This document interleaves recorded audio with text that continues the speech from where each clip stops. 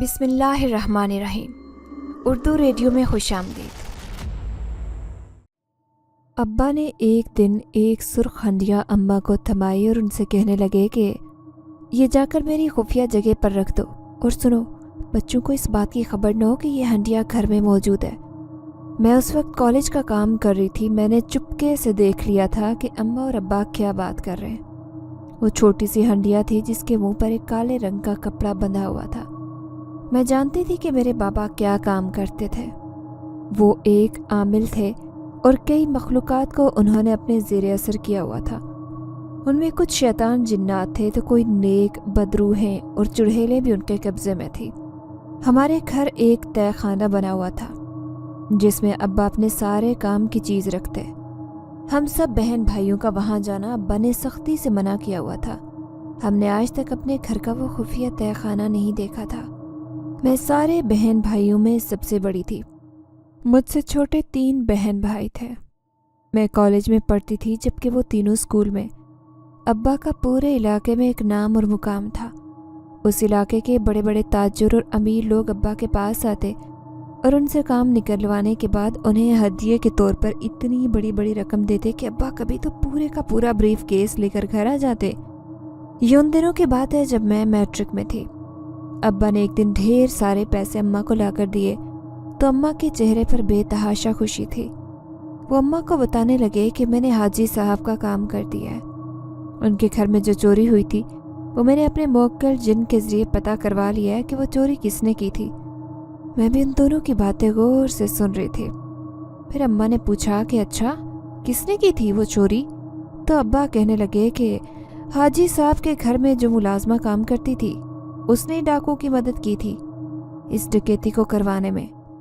میں حیران ہو کر سوچ رہی تھی کہ ابا کے موکل تو بڑے ہی کام کے ہیں جو ان کی ہر کام میں یوں مدد کر دیتے ہیں۔ ابا نے اپنے خاص کاموں کے لیے ایک آستانہ بنایا ہوا تھا جو ہمارے گھر کے تھوڑے فاصلے پر ہی موجود تھا۔ اپنا کام کروانے کے لیے ابا کے آدمی بھی موجود ہوتے تھے وہاں، اور عورتیں بھی۔ کبھی کسی عورت کی بیٹی کا رشتہ نہ ہو رہا ہوتا تو کبھی کسی کی ساس اسے نہایت تنگ کر رہی ہوتی تھی۔ ایسے ہی کبھی کسی آدمی کی نوکری کا مسئلہ ہوتا تو کبھی کسی کا کاروبار صحیح سے نہ چل رہا ہوتا۔ یہ سب مسئلے مسائل لے کر لوگ ابا کے پاس آتے، لیکن ابا ہمارے گھر کو ہمیشہ ان چیزوں سے دور ہی رکھتے۔ آج نہ جانے وہ سرخ ہنڈیا انہوں نے اماں کو لا کر کیوں تھمائی تھی، جسے دیکھ کر اماں کے چہرے کی رنگت بدل گئی۔ اب وہ نہایت خوفزدہ نظر آ رہی تھی۔ میں حیران تھی کہ آج سے پہلے تو ابا کبھی کوئی ایسی چیز نہیں لائے تھے جسے وہ اپنے تہہ خانے میں یوں رکھوا رہے تھے۔ مجھے اس چیز کے بارے میں جاننے کے لیے بہت تجسس پیدا ہو رہا تھا۔ پھر یہ عقدہ مجھ پر بعد میں کھلا کہ جب ابا ایک رات اماں کو کہہ رہے تھے کہ میں نے آدھی رات کو قبرستان میں 7 دن تک مسلسل چلا کر کے ایک جنزادے کو حاصل کیا ہے، لیکن مجھے کوئی فائدہ نہیں ہوا کیونکہ یہ انتہائی سرکش اور شیطان صفت جنزادہ ہے۔ جب سے میں نے اسے قید کیا ہے یہ مسلسل مجھے تنگ کیے جا رہا ہے اور مجھے خطرناک نتائج کی دھمکیاں دینے لگا ہے۔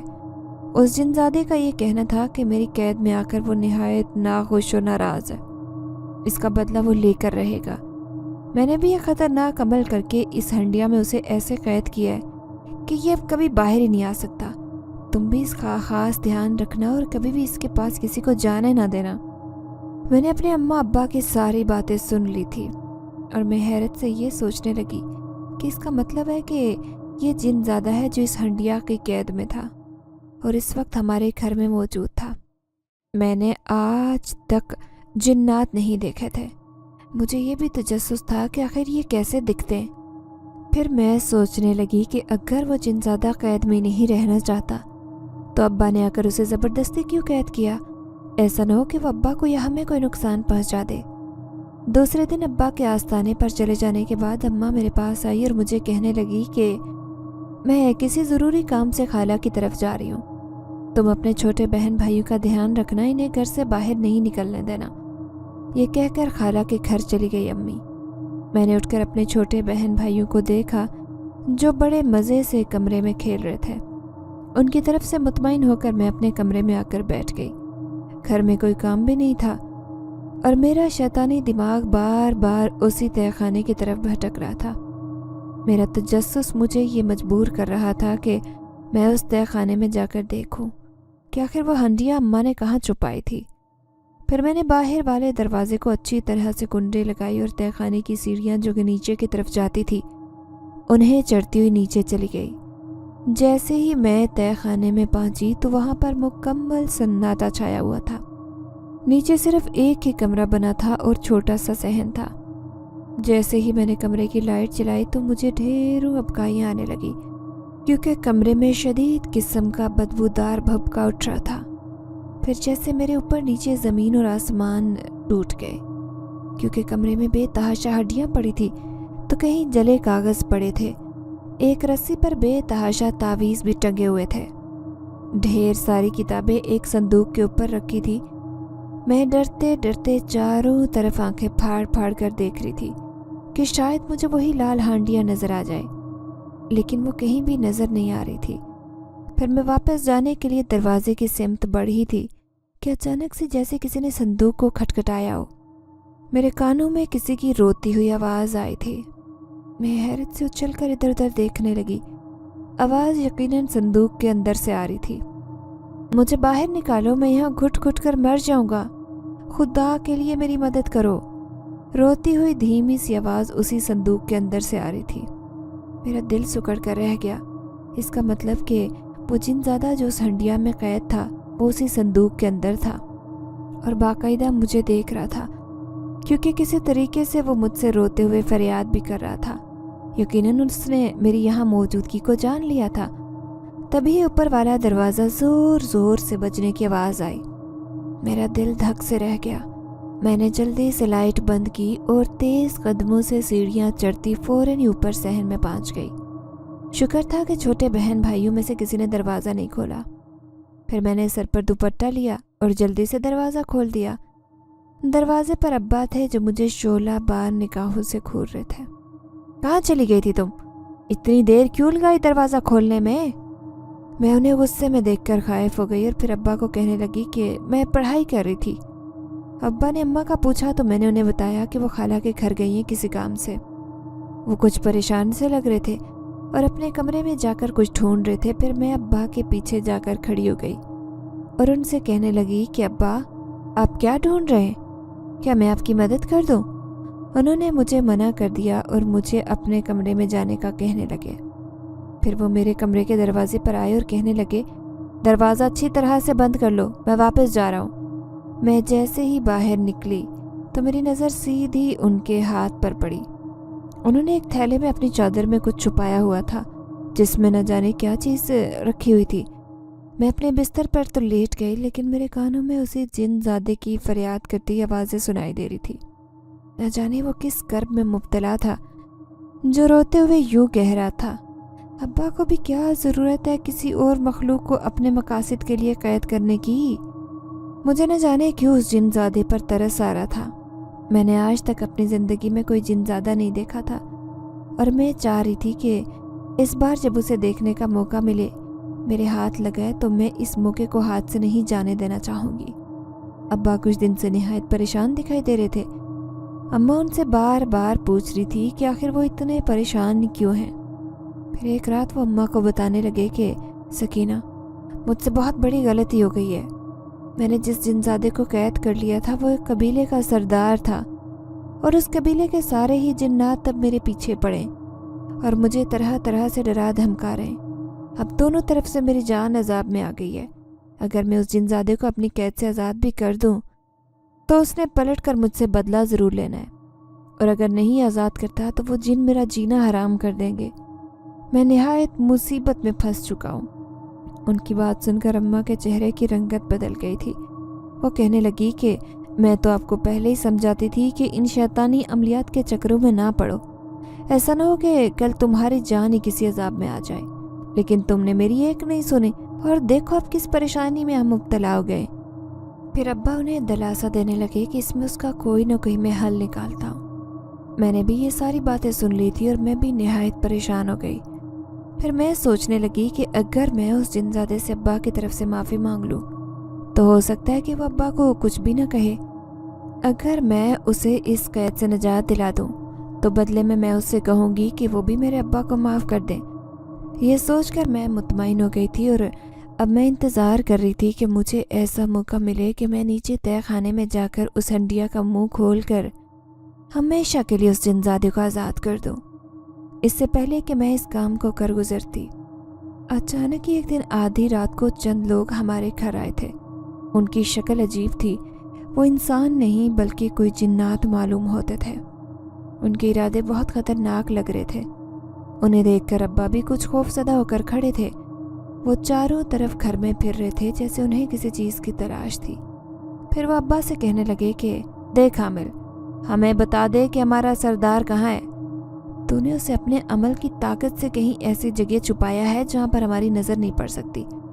अगर अपनी और अपने घर वालों की खैर चाहता है तो उसे अपनी कैद से आज़ाद कर दे, वरना तेरी ये जो खूबसूरत बेटी खड़ी है, हम इसे अपनी दुनिया में ले जाएंगे। उनकी नज़रें मेरी तरफ थी। मैं उनकी ये बात सुनकर कांपने लगी थी। फिर अब्बा उनसे कहने लगे कि मैं तुम्हारी धमकियों से डरता नहीं हूँ, जाओ जो मर्जी या करो। अगर मेरे घर वालों को कुछ हुआ तो इसका अंजाम बहुत बुरा होगा। जिस तरह वो लोग आंधी तूफान की तरह आए थे ऐसे ही वापस चले गए। लेकिन मैं समझ गई थी कि ये इंसान नहीं है बल्कि कोई हवाई मखलूक़ात थी। एक दिन अब्बा अम्मा को कहने लगे कि सकीना, मैंने तेरे लिए इतनी दौलत इकट्ठी कर ली है कि तो आराम से चंद साल मेरे बगैर भी गुजारा कर सकती है। इसलिए मुझे माफ़ कर दे। अपनी जान बचाने के लिए मुझे एक ख़तरनाक चिल्ला करना होगा। ये चिल्ला 1-2 दिन का नहीं बल्कि कई सालों का है। इसलिए मुझे उस पहाड़ी पर अकेले जाना होगा जहाँ पर चिल्ला करना है।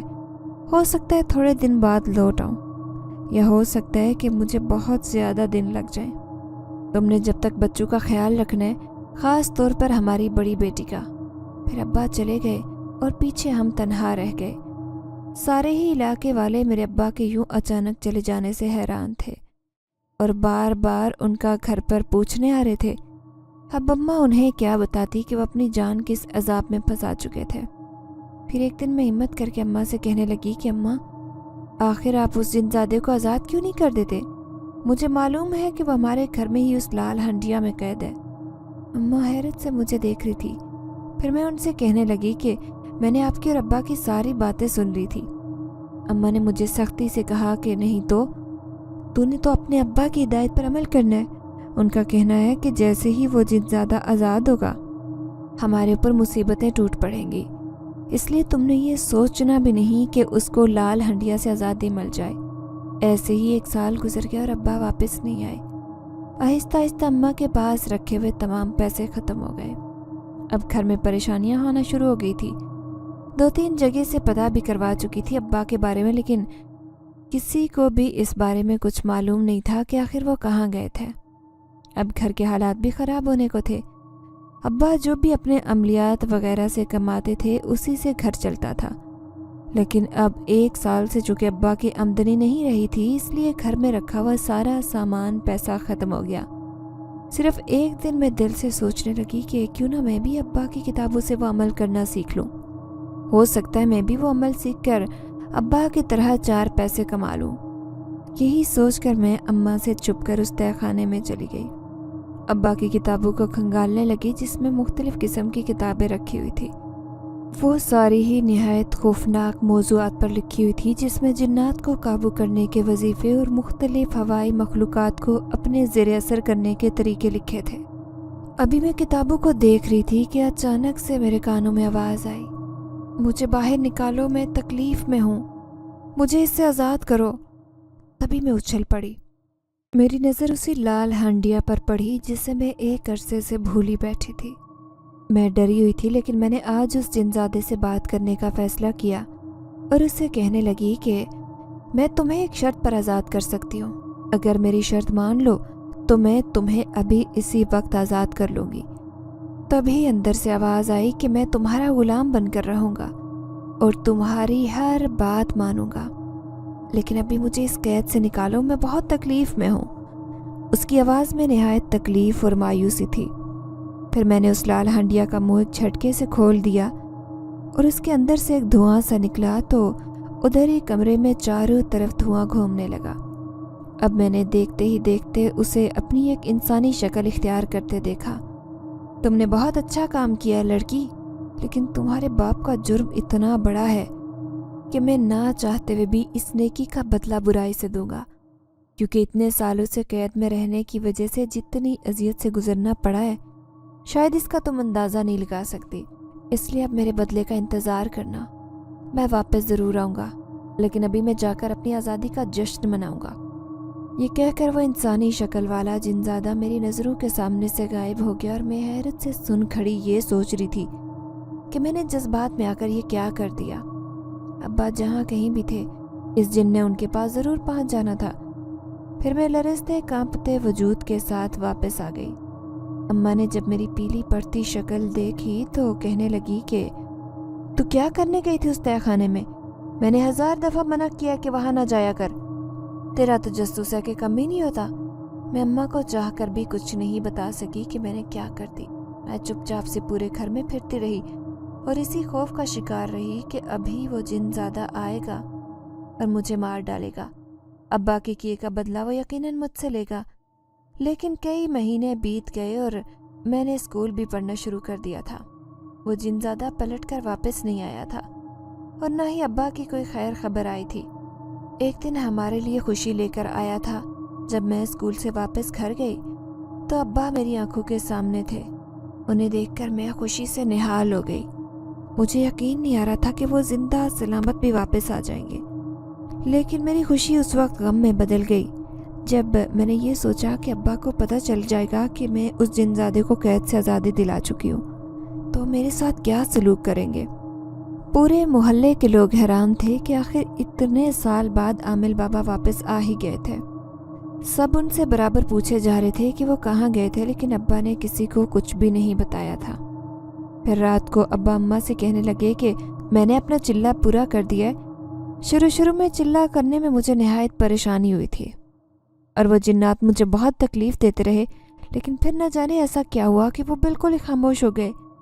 चुपके ये बात मैं सुन रही थी। फिर सोचने लगी कि हो सकता है कि अपने सरदार के आज़ाद होने के बाद उन्होंने अब्बा को तंग करना छोड़ दिया हो। अब्बा अम्मा से कहने लगे कि सकीना, वो जिनज़ादा निहायत ताकतवर है। अब मैं उससे ऐसे काम निकलवाऊंगा कि इस पूरे इलाके के आमलों में सबसे पहला नाम मेरा होगा। लोग मुझे झुक झुक कर सलाम किया करेंगे। वो निहायत खुश लग रहे थे, लेकिन उनकी खुशी खाक में मिलने वाली थी जब उन्हें ये पता चलता कि वो जिन तो कैद से आज़ाद हो गया है और उसको आज़ादी दिलवाने में सिर्फ मेरा ही हाथ है। अब्बा ने एक बार फिर से अपना आस्थाना खोल लिया था। अब वो पहले से भी ज़्यादा ताकतवर होकर आए थे और लोगों के मसले मसाइल यूँ चुटकियों में हल कर रहे थे। लेकिन एक रात जब हम सब सोए हुए थे, आधी रात का वक्त था और इंतहाई सख्त तरीन रात थी, जब हमारा दरवाज़ा तेज़ तेज़ बजने लगा था।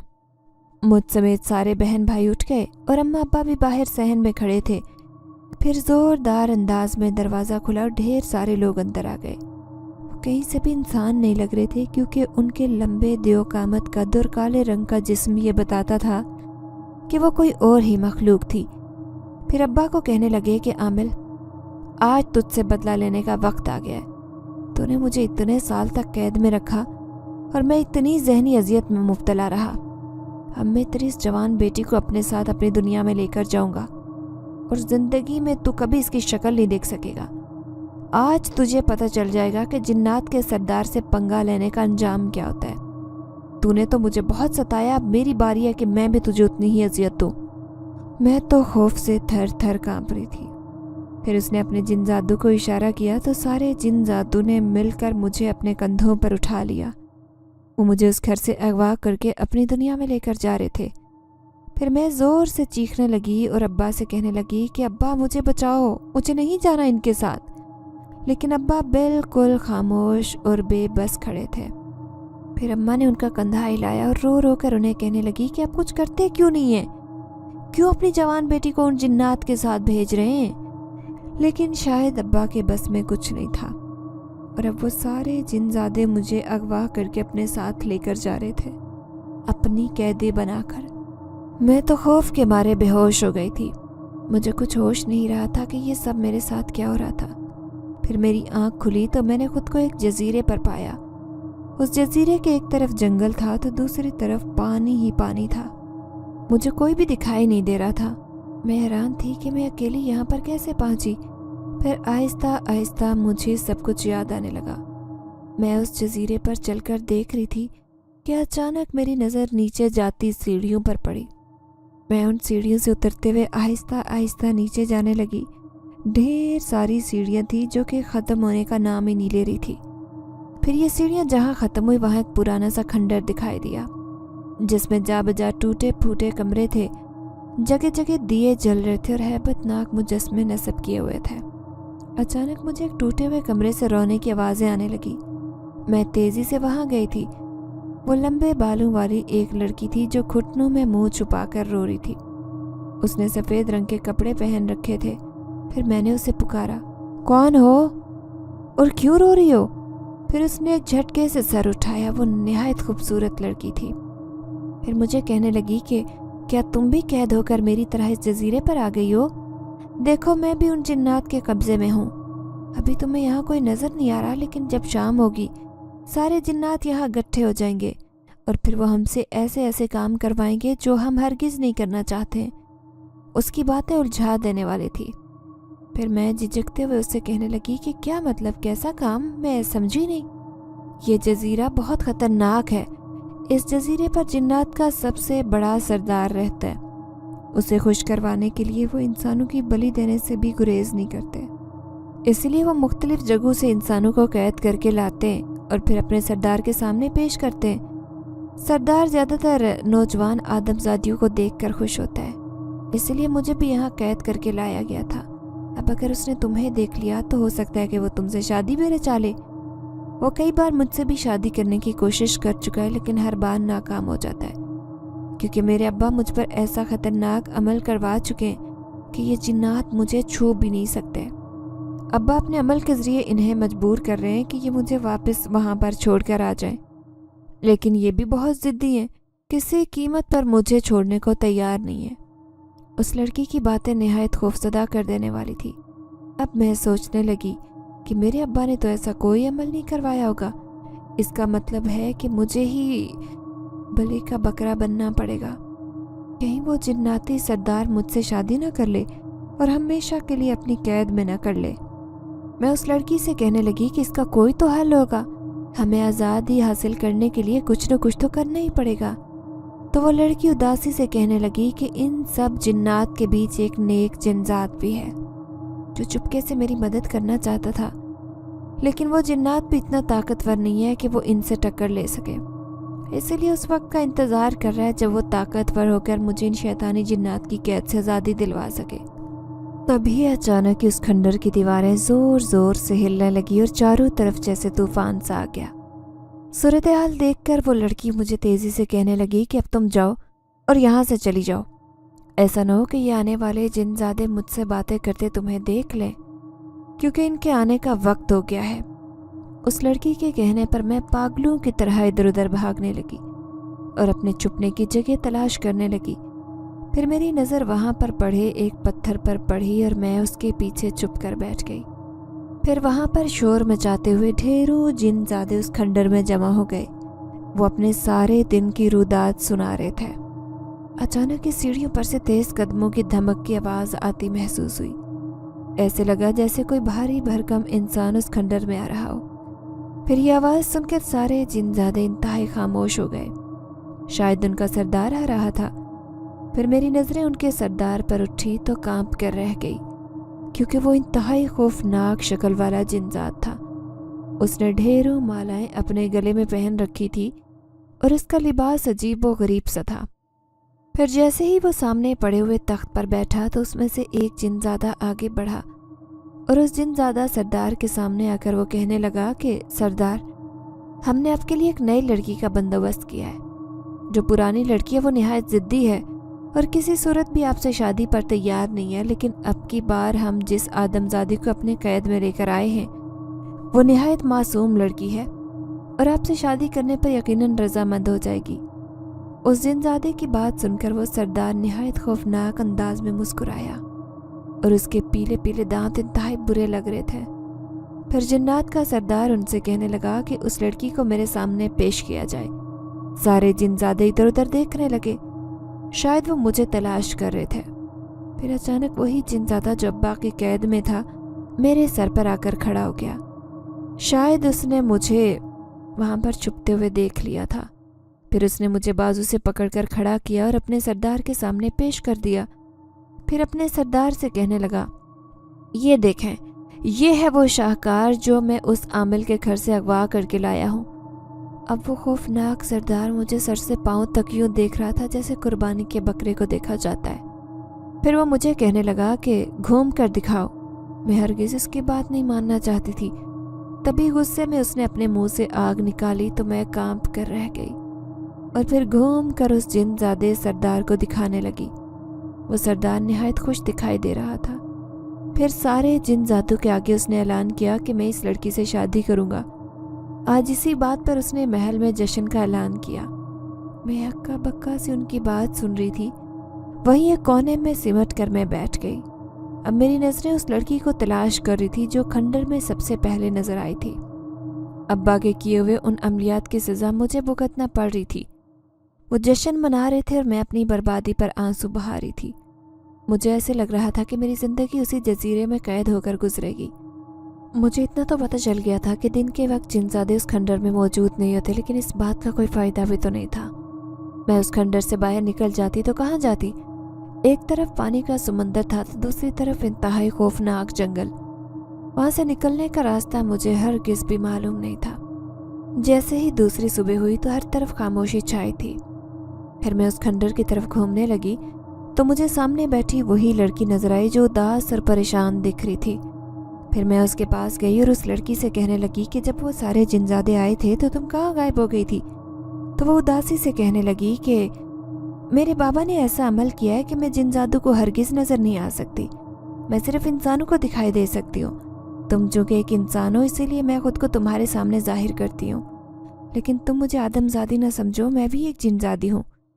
اس لڑکی کی بات سن کر میں اچھل پڑی اور حیرت سے اسے دیکھنے لگی۔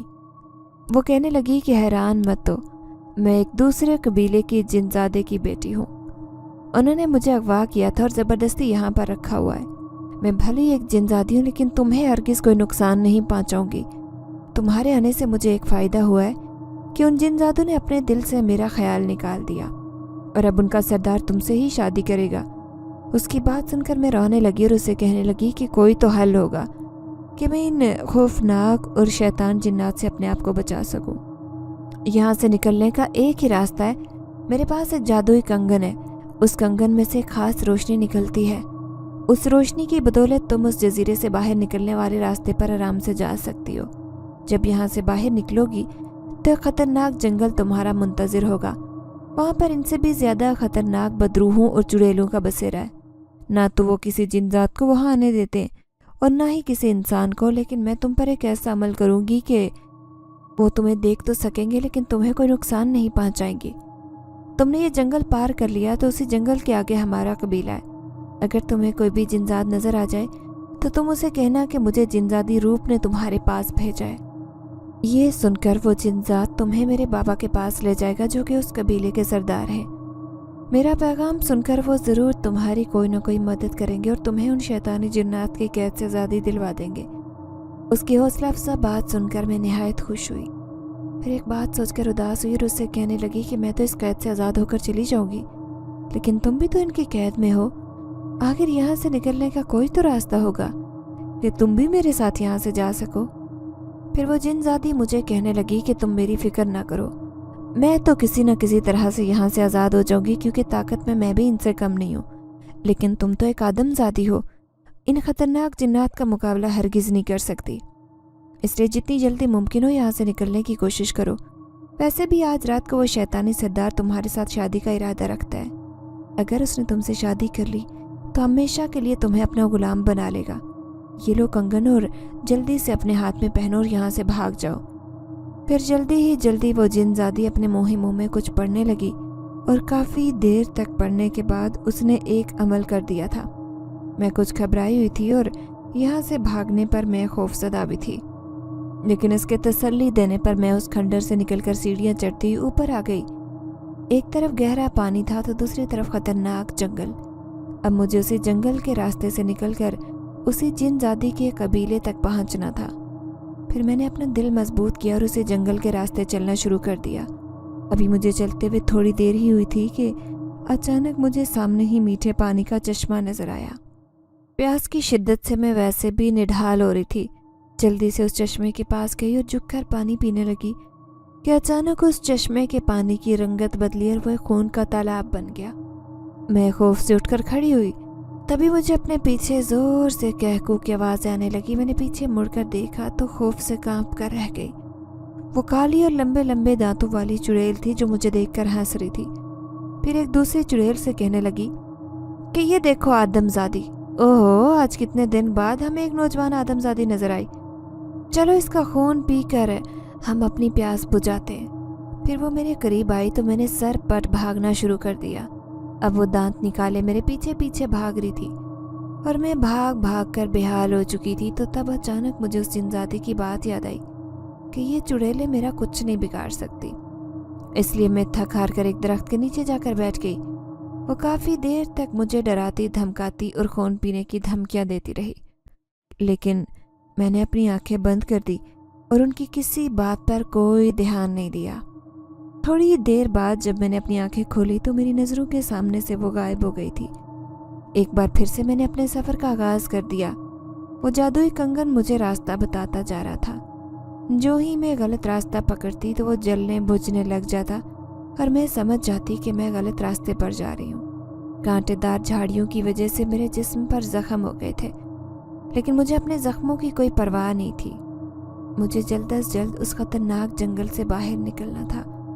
یوں ہی چلتے چلتے رات کا وقت ہو گیا تھا۔ اب میں یہ سوچ کر پریشان تھی کہ مجھے یہ رات اس جنگل میں گزارنی تھی۔ میں تھکی ہوئی بھی تھی اور بھوک اور پیاس سے ویسے ہی میرا برا حال تھا، اسی لیے ایک درخت کے نیچے بیٹھی اور جلدی سے تھکن سے میں بے ہوش ہو گئی۔ اچانک ہی میری آنکھ کسی کے زور زور سے رونے کی آواز سے کھلی۔ وہ ایک انسان کے رونے کی آواز نہیں تھی، بلکہ ایسے لگتا جیسے سب مل کر بین کر رہے ہوں۔ میں نیند میں تھی، اس لیے بھول گئی کہ میں اس وقت ایک خطرناک جنگل میں موجود ہوں۔ میں حیرت سے ادھر ادھر دیکھ رہی تھی۔ پھر میں حیرت سے اچھل پڑی کیونکہ میرے سامنے ایک نہیں بلکہ بہت ساری تعداد میں عورتیں کھڑی تھیں۔ ان سب کے لباس سفید تھے، وہ سب مل کر بیان کر رہی تھی جیسے کسی بات پر رو رہی ہوں۔ مجھے ان کا یوں رونا تکلیف دے رہا تھا، نہ جانے وہ کس بات پر اتنی غمزدہ ہو کر آنسو بہا رہی تھی۔ پر میں ان کے پاس گئی اور ان سے کہنے لگی کہ کیا تکلیف ہے آپ کو، کیوں رو رہی ہیں؟ میری آواز پر وہ سب ایک دم سے چپ ہو گئی۔ جیسے ہی انہوں نے اپنی آنکھیں اٹھا کر مجھے دیکھا تو میں خوف سے چیخنے لگی، کیونکہ ان کی آنکھیں بالکل سفید تھی جیسے کسی مردے کی ہوتی ہیں۔ پھر انہوں نے مجھے گھیرے میں لے لیا۔ اب میں یہاں ان کے درمیان سے نکل کر بھاگ نہیں سکتی تھی۔ وہ میرے چاروں طرف یوں چکر کاٹ رہی تھی جیسے میرے لیے فرار کا کوئی راستہ نہ چھوڑ رہی ہوں۔ تبھی میں نے اپنی ہمت بنائی اور ان سے کہنے لگی کہ آپ لوگ کس اذیت میں مبتلا ہیں جو رات کو یوں ایسے بین کر رہی ہیں؟ تو انہوں نے ایک بار پھر سے رونا شروع کر دیا اور ان میں سے ایک کہنے لگی کہ اس گاؤں میں پہلے ہمارا راج تھا، ہم اس گاؤں کی رہنے والی عورتیں تھیں، لیکن پھر ہم پر جھوٹا بدکرداری کا الزام لگایا گیا اور ہمیں زندہ ہی زمین میں دفن کر دیا گیا۔ ہمیں زندہ دفن کرنے والے کوئی اور نہیں بلکہ ہمارے اپنے ہی تھے۔ اسی لیے جیسے جیسے ہم اس قبرستان میں اکٹھے ہوتے گئے، ہم نے فیصلہ کر لیا تھا کہ اس گاؤں میں کسی کو نہیں بسنے دیں گے۔ یوں اس پورے گاؤں کو اپنے خوف اور دہشت سے اجاڑ دیا۔ ان کی باتیں میرا دل دہلانے کے لیے کافی تھی۔ میں نے یوں ہی ان کا دل رکھنے کے لیے کہہ دیا کہ آپ لوگوں نے جو بھی کیا بالکل ٹھیک کیا۔ اگر کوئی کسی کے ساتھ غلط کرتا ہے تو بدلے میں اسے بھی خطرناک نتائج کا سامنا کرنا پڑتا ہے۔ اب میری بات سن کر وہ نہایت خوش نظر آ رہی تھی اور ہنس کر ایک دوسرے سے باتیں کرنے لگی۔ پھر میں چپکے سے ان کے درمیان سے نکل آئی کہ انہیں پتہ ہی نہیں چلا۔ میں تیزی سے ان سے دور ہونا چاہتی تھی اور جلدی سے اس جنگل سے نکل جانا چاہتی تھی۔ پھر اچانک ہی میری آنکھوں نے خوش کن منظر دیکھا۔ وہ ایک خوبصورت باغ تھا جس میں جا بجا خوبصورت پھل اور پھول لگے ہوئے تھے۔ اس میں لوگ کام کرتے پھر رہے تھے۔ ان کا لباس اور حلیہ بتاتا تھا کہ وہ بھی جنات میں سے ہی تھے۔ پھر میں جھجکتے ہوئے رک گئی اور وہاں پر کھڑے ہوئے ایک جنزاد سے کہنے لگی کہ مجھے جنزادی روپ نے بھیجا ہے، کیا یہ اسی کا قبیلہ ہے؟ وہ جنزاد حیرت سے مجھے دیکھ رہا تھا۔ پھر کہنے لگا کہ ہمارے سردار ایک عرصے سے اس کے پیغام کا انتظار کر رہے تھے، کیا تم اس کا پیغام لے کر آئی ہو؟ मैंने यूं ही इस बात में सर हिला दिया। फिर वो मुझे अपने कबीले के सरदार के पास लेकर जाने लगा। वह इंतहाई खूबसूरत कबीला था। शायद यहाँ के रहने वाले नेक जिन्नात थे, जिसकी वजह से यहाँ पर खुशहाली नुमायां थी। सामने यह खूबसूरत महल नजर आने लगा और मैं उस महल में उस जिनजात के साथ अंदर दाखिल हो गई। सामने एक तख्त पर एक बुजुर्ग जिनजात बैठा हुआ था, जो यकीनन जिनजादी रूप का भाप लग रहा था। जैसे ही वो जिनजात उसके सामने जाकर ये बताने लगा कि ये आदमजादी हमारी जिनजादी रूप का पैगाम लेकर आए हैं, तो मुझे खुशी खुशी पास बुलाने लगा। मैं सोचने लगी कि यकीनन वो मेरी बात सुनकर मायूस हो जाएगा कि मैं खुद यहाँ उससे मदद तलब करने आई हूँ। मुझे जो जो जिनजादी रूप ने कहा था वो सब मैंने उस सरदार से कह दिया। मेरी बात सुनकर वो जिनजादा सरदार कहने लगा कि तुम यहाँ बिल्कुल महफूज हो, तुम्हें बहुत जल्द तुम्हारे ख़ानदान से मिलवाऊंगा। फिर वो मुझसे अपनी बेटी जिनजादी रूप की खैरियत तलब करने लगा। तो मैं उस सरदार से कहने लगी कि आपकी बेटी बज़ाहिर तो बिल्कुल खैर आफियत से है, लेकिन वो वहाँ बहुत परेशान और उदास है, इसलिए आप जल्द अज जल्द उसे वहाँ से निकलवाने की कोशिश करें। मेरी बात सुनकर वो मायूसी से सर हिलाने लगा। फिर दूसरे दिन उस सरदार ने एक अमल किया और उस अमल के ज़रिए उसने पता लगा लिया था कि मेरे अब्बा एक कामिल थे और उनके किए हुए अमल की वजह से मैं किस परेशानी का शिकार हुई थी। फिर वो मुझे कहने लगा कि मेरा एक जिनजात तुम्हारे साथ जाएगा और वो तुम्हें बाहिफाजत तुम्हारे घर छोड़ देगा।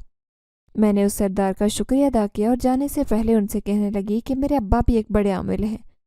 मैं कोशिश करूंगी कि उनके ज़रिए आपकी बेटी जिनजादी रूप को भी उस कैद से आज़ादी दिलवा सकूं, जैसे उसने मुझे वहाँ से आज़ाद करवाया है।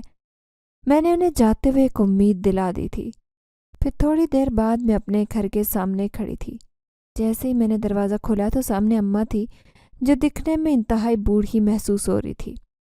जब उन्होंने मुझे देखा तो उन्हें अपनी आंखों पर यकीन नहीं आया था। अब वो मुझे गले लगाकर रोने लगी और फिर कहने लगी कि तेरे अब्बा ने हर वो अमल करके देख लिया था जो वो दूसरों पर आजमाते थे, लेकिन वो अपने किसी भी अमल में कामयाब नहीं हो सके। जिस तरह से वो जिनजात तुझे यहाँ से उठाकर ले गए थे, हमने तो तेरे बचने की उम्मीद ही छोड़ दी थी, लेकिन अब यकीन नहीं आ रहा कि तू हमारी आंखों के सामने खड़ी है। थोड़ी देर बाद अब्बा भी घर आ गए और वो मुझे देखकर निहायत खुश थे। फिर मैं अब्बा से कहने लगी कि अब्बा, मुझे उन जिनजादों की कैद से आज़ादी दिलवाने में एक जिनजादी रूप ने अहम किरदार अदा किया, इसलिए मैं आपसे कहती हूँ कि आज आप भी मेरा एक काम कर दें। अब्बा मेरी बात सुनकर हैरान थे। फिर मैं उनसे कहने लगी कि आज तक आपने सिर्फ दूसरे लोगों के काम किए और अब ये काम आपको अपनी बेटी की खुशी के लिए करना होगा। आप उस जिनजादी रूप को किसी भी तरह करके वहाँ से आज़ादी दिलवाएं। फिर अब्बा ने मेरे कहने पर एक ख़तरनाक अमल किया। फिर वो एक खौफनाक कब्रिस्तान में बैठ गए। उन्होंने मुसलसल 7 दिन तक ऐसा चिल्ला किया कि एक ताकतवर जिन उनकी कैद में आ गया था। फिर उन्होंने उस जिन को हुक्म दिया कि तुम्हारी एक साथी जिनजादी रूप जिनजादू की कैद में है, इसलिए तुमने वहाँ से उसको छुड़वाना होगा, वो भी हर सूरत में। उस जिनजाद ने हर हाल में अब्बा की बात माननी थी, इसलिए वो फ़ौरन ही अब्बा के हुक्म पर अमल करने लगा। फिर थोड़े दिन बाद अब्बा मेरे पास आए और मुझे कहने लगे कि जिसने तुम्हारी मदद की थी, आज हम उसकी मदद करने में कामयाब हो गए। वो जिनजादी रूप अपने कबीले में वापस अपने बाप के पास पहुंच गई है। मैं उनकी बात पर खुशी से उछल पड़ी और उनसे कहने लगी कि अब्बा, आप सच कह रहे ना? अब्बा ने मेरी बात सुनकर सर हिला दिया था। फिर काफ़ी दिन यूं ही बीत गए और एक दिन मैं अब्बा से कहने लगी कि अब्बा, आप मेरी खातिर ये काम छोड़ सकते हैं, क्योंकि इस काम की वजह से मुझे निहायत तकलीफ़ पहुंची है और मेरे दिमाग पर भी बहुत बुरा असर पड़ा है। ऐसा न हो कि कल को आपके अमलियात की वजह से मेरे छोटे बहन भाइयों को भी इसी अजियत और तकलीफ़ से गुजरना पड़े। मैं बड़ी थी, इसलिए इन सब मामलात को मैंने अपने तरीके से संभाल लिया, लेकिन उनकी उम्र बहुत कम है। अगर उन्होंने ये सब कुछ देख लिया तो कल कलां को वो आपसे नफ़रत करने लगेंगे, इसलिए मेरी बात माने और दूसरा काम शुरू कर दें। अम्मा भी मेरी हाँ में हाँ मिलाने लगी और अब्बा से कहने लगी कि हमने तुम्हारे पीछे बहुत तकलीफ़ें बर्दाश्त की हैं और इस बेचारी ने तो छोटी सी उम्र में ही सारी तकलीफ़ें बर्दाश्त करना शुरू कर दी थी। अब्बा खामोश बैठे थे।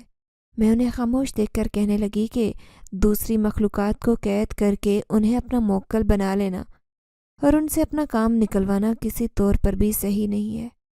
اس لیے بہتر ہوگا کہ آپ اپنی محنت کے بلبوتے پر اپنا نام اور اپنا مقام بنائیں، تاکہ کل کو آپ کی اولاد جوان ہو کر یہ سوچے کہ ہمارے باپ نے ہمارے لیے کتنی محنت کی ہے۔ میں بیٹی تھی اسی لیے آپ کی اتنی باتیں برداشت کر لی، لیکن اگر میری جگہ کوئی بیٹا ہوتا تو شاید وہ بھی یہ سب کچھ برداشت نہیں کر پاتا۔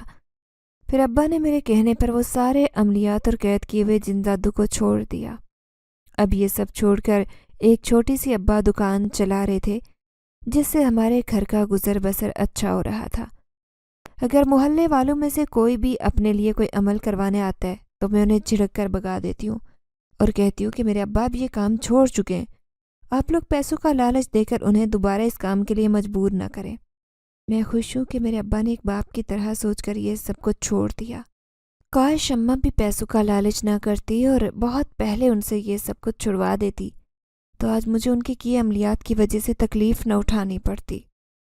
اگر آپ کو ہماری یہ کہانی پسند آئی ہے تو لائک کیجیے، شیئر کیجیے، اور اگر ابھی تک آپ نے ہمارا چینل سبسکرائب نہیں کیا تو اردو ریڈیو کو لازمی سبسکرائب کیجیے۔